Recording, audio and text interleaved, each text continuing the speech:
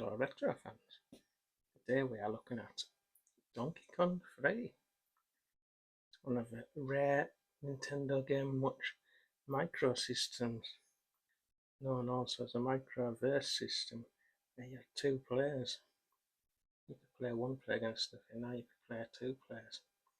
And you have these little unusual joypad things that you pull out to play the game.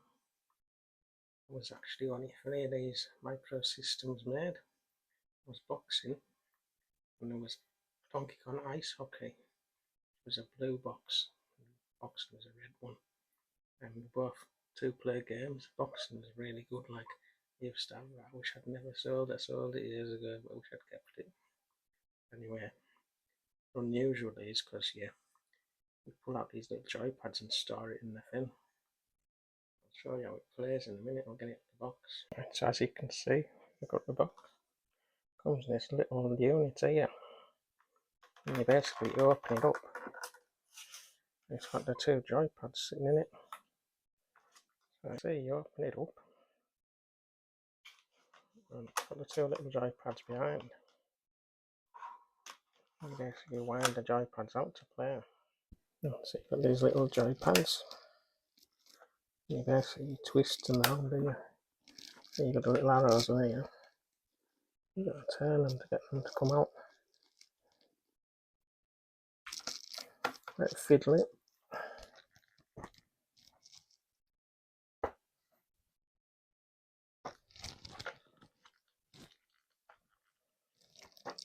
You can pull them, of course, but it damages them if you pull them. You pull them out like that to get them to go to the level you want. You pull the other side as well, so you pull this one out as well.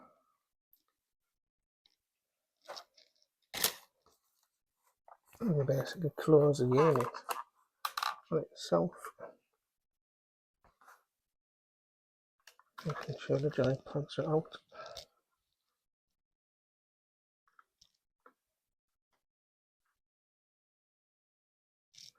Go on the sides there.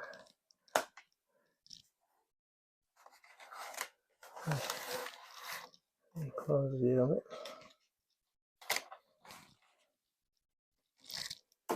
Basically, so you've got the joypads. Play with there. Difficult to film this, of course. I'm going to film it with these joypads.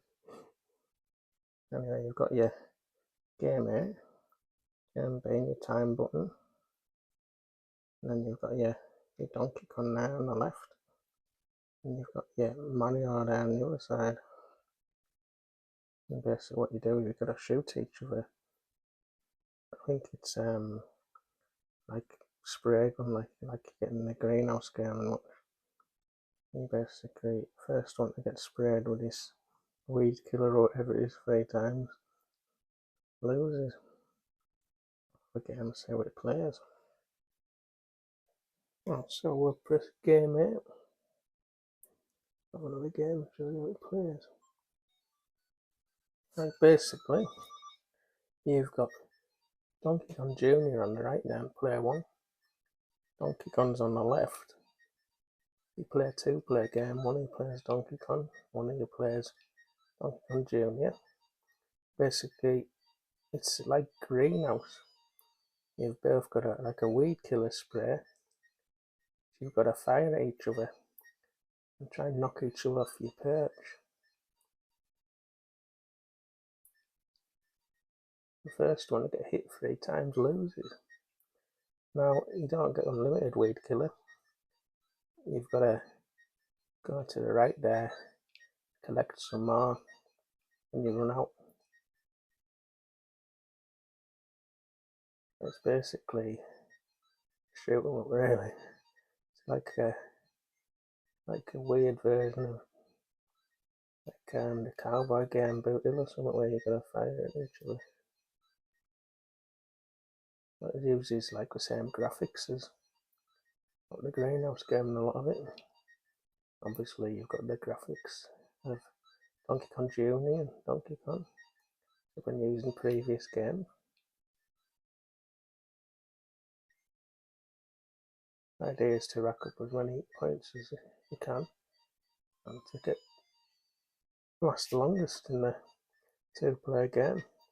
Obviously just to rack up as many points as you can in the one-player game.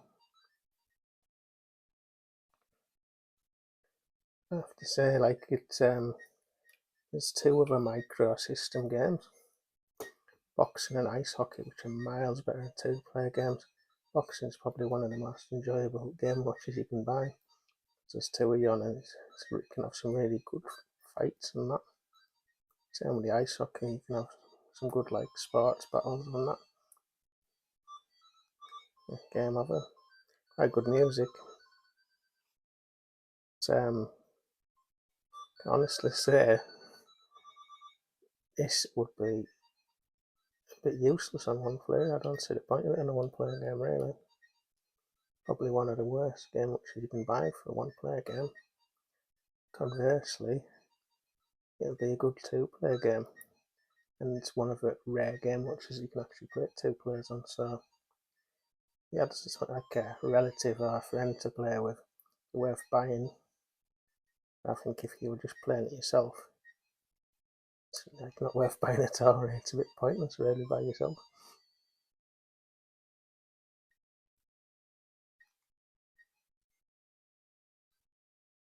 Obviously, it's an amazing system because it's like these two little wind-up joypads, and you can play two-player, which you couldn't do back then. So that was an amazing innovation. This was like one of only 3 of these released. It's a great design the way you can put the joysticks back in the case when you're finished and carry it about. But it's just a pity it wasn't a better game. It had something like Turtle Bridge where you had one of you on each side of the bridge, and it was one that could get across the most, like on each side. That might have been a good game. If you'd had like fire and two of you, or even lifeboat where you were saving the people, and one of you could have had one side and one had the other. That would have been totally enjoyable.